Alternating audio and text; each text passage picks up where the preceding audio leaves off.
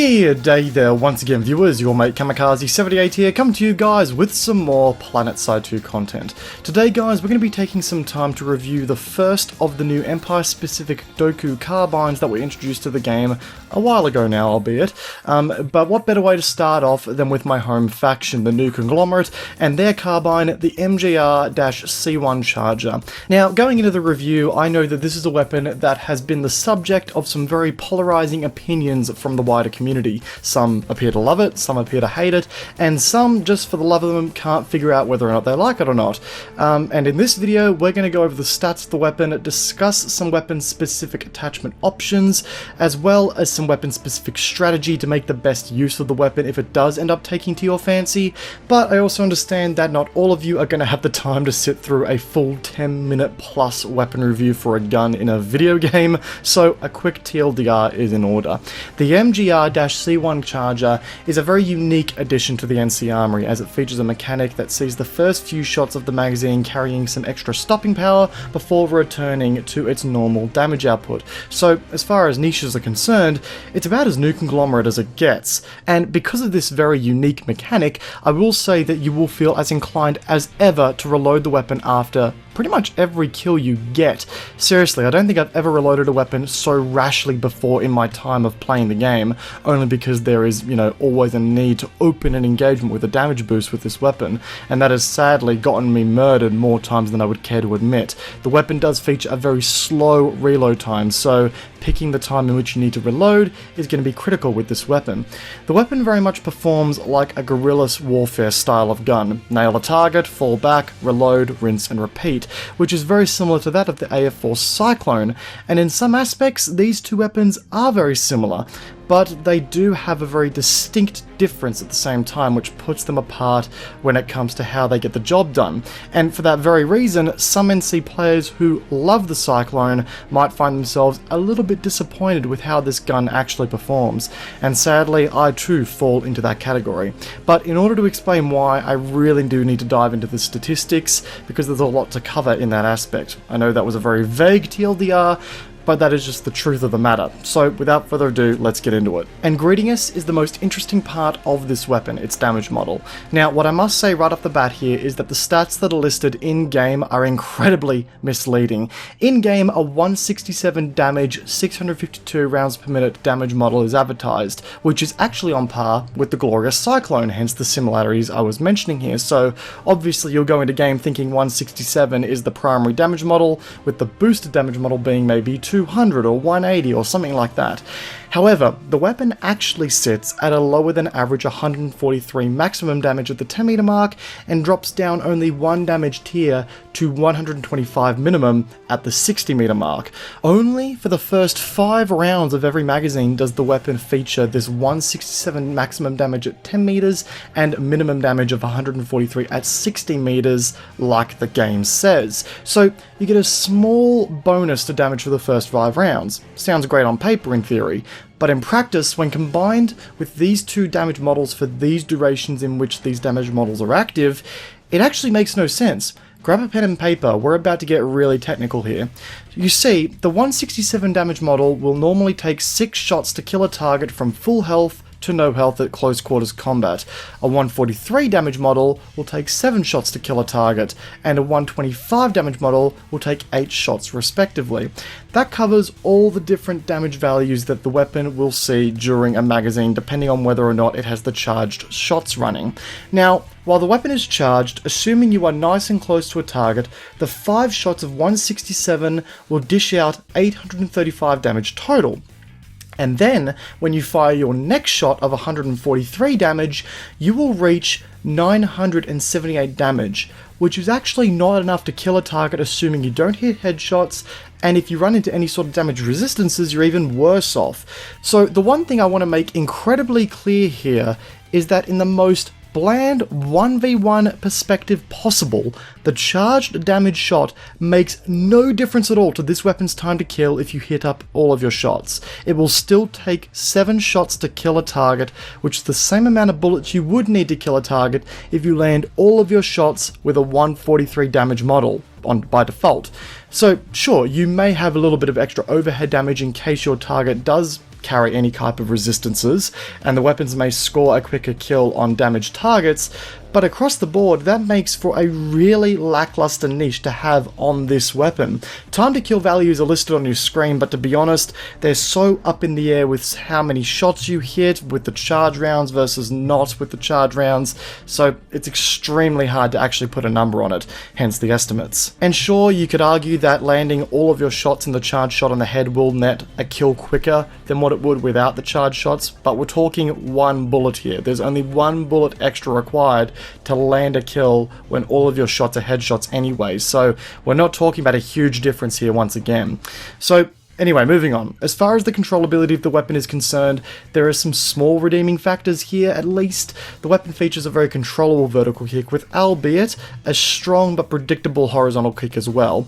It's really easy to simply hold down the trigger and spray with this weapon, and there are a few instances where bursting is necessary, but very lightly so.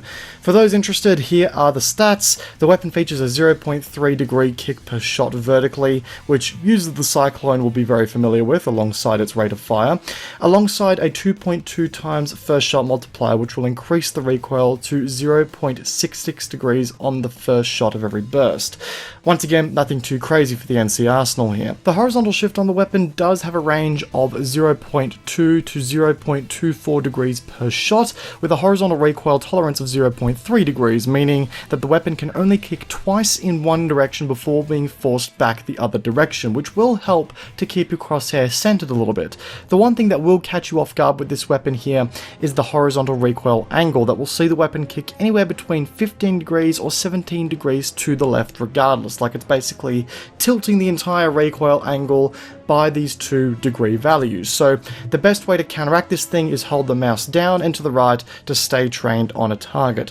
The cone of fire values are listed on the right hand side of your screen at the moment, and one thing to note is that while this weapon does have some similarities to that of the Cyclone, its aiming cone of fire values actually are better than the Cyclones, and it really does have quite a competitive hipfire as well, but we'll get onto that more in a few minutes. Ammo wise, the weapon has a 25 round magazine and a 225 round ammo pool to boot, which is reloaded in 2.475 seconds for a short reload and a long reload of 3.38 seconds, which can feel a bit harsh with how the weapon is designed to perform. On top of that, we have an aiming down sights movement multiplier of 0.5 times, so pretty standard here, and a muzzle velocity of 500 meters per second. Alright, so that is the weapon from a statistical point of view, guys, and to be honest, it's been a while since I have actually tried to push through getting footage for a weapon that I've genuinely not enjoyed for a review, and it's been an even longer time since I've come across a weapon that I think is objectively bad in this game. I normally can always find at least one particular role for a weapon to fit into and enjoy it in those circumstances. You know, all weapons in this game are designed to be side grades of one another, so each weapon should have its own unique role. But the Charger, I sadly just couldn't find a rhythm with no matter what I tried, and that mainly comes from the fact that the weapon feels amazing to use at first. The 167 to 652 round per minute model is truly godlike. I mean, we all love the Cyclone for a reason, and people who are against the Cyclone hate it for a reason.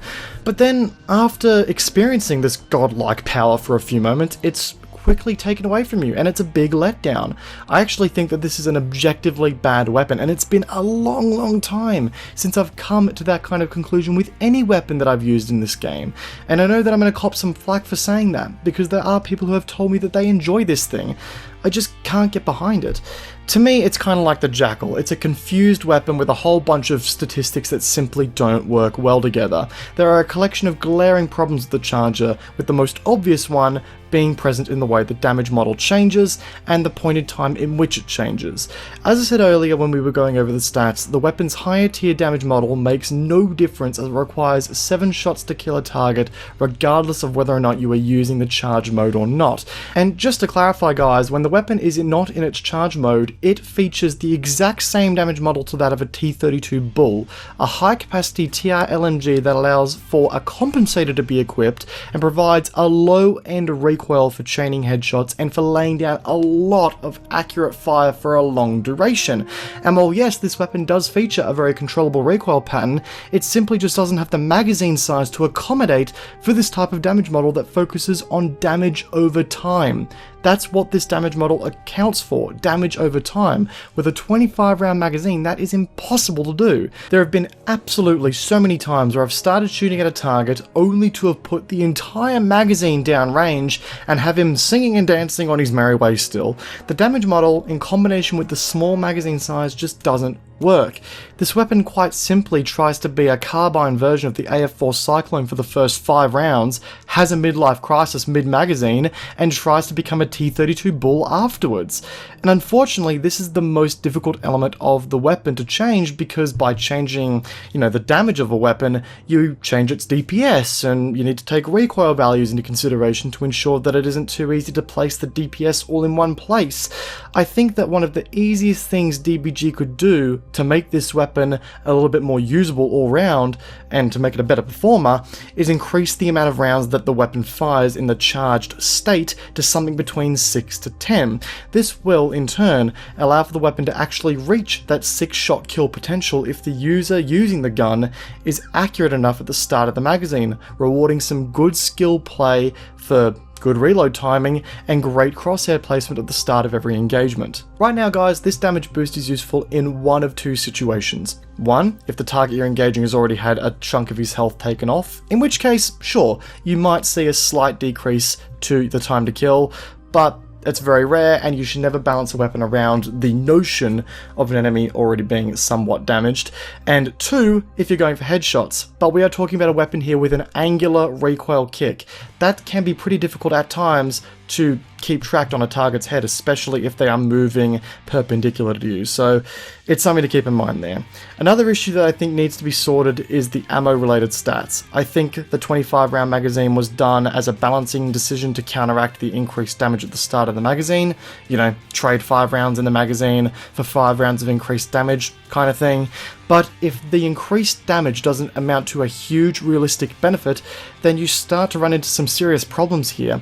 As I was mentioning before, because you go down to a damage model that is more or less designed for, sustained fire in order to score kills, it's just not going to work well on a 25 round magazine. So once again, you get a kill and then you're forced to reload the magazine straight away, and all of a sudden you've got a lengthy reload for a 25 round mag in the mix, which just isn't a good combo.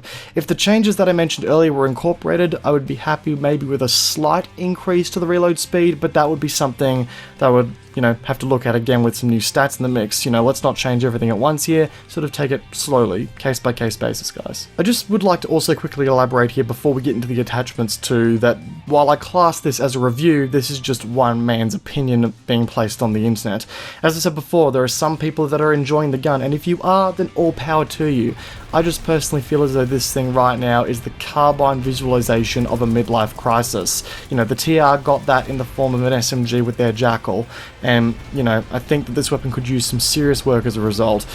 If I could give any tips for the weapon for anyone who's looking to get into it, I would say always time your reloads well, and make sure that you're not biting off more than you could chew when it comes to engagements. Only aim to engage one target at a time, and then reset the engagement from there. Anyway, getting into the attachment options for the weapon, the Charger offers you very little actually in the way of options, to be honest. It has access to your standard lineup of 1x to 4x optics, including a 1x RMB scope, a flashlight, forward grip laser sight, and the smart feeder attachment. Now, there is no presence of barrel attachment options on this weapon at all, so that's a bit unfortunate. I would have loved a compensator.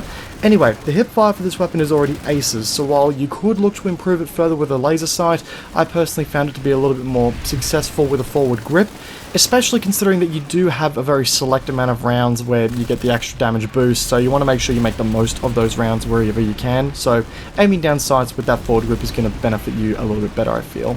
As far as your sight is concerned, a 1x or 2x optics are the golden options here. Anything beyond that and the weapon will start to suffer. And for the love of all that is holy, if you decide to take this weapon for a spin, do not, I repeat, do not take the smart feeder. That is the last thing you need with this weapon. Sure, it may give you a 5 round per magazine boost, which will put it on par with most other guns that you're used to using, but it does decrease the reload speed, and the last thing you need is a longer reload on a gun that you're going to be reloading stupidly often. So guys, don't do it. Save yourself the hassle, stick with your 25 rounds, learn how to control it as such. And guys, on that note, that wraps up today's weapon review of the MGR-C1 charger. Guys, I never like slamming weapons in Planetside 2. I think this is actually one of the first weapons I've given a proper reaming. Like, even the Jackal had some degree of redeeming qualities about it. This weapon, I think, is just a bit of a mismatched mess that really tried to incorporate a niche. And I appreciate DBG for looking at niches to incorporate, and I'm excited to try out the other carbines to see how they fit into the, into the ball pit as well. I just think as though that this was a bit of a misstep, and it can be fixed by some slight balance tweaks, but right now the charger just feels like a bit of a mess to me, and I definitely don't want to discourage DBG for including faction-specific niches by saying that. I just feel as though some changes need to be made to the gun as a whole. Guys, if you enjoyed today's video, then please feel free to backhand that like button, and if you're new to the channel, backhand that subscribe button whilst you're at it. If you're using the charger, let me know in the conversation, like in the comment section down below. I'd love to get a conversation surrounding this weapon. What do you think of it? Do you think it's worth it? If you're liking it, what type of tips and tricks do you have for other players out there? If you guys are interested as well, this gameplay was captured on Twitch while I was streaming, so feel free to go ahead and follow me on Twitch as well, guys. Link is in the description and on the pinned comment down below. Once again, guys, hope you have a fantastic evening and a fantastic day. Take care, and I'll see you guys all in the next video. Peace out, guys. Have a good one.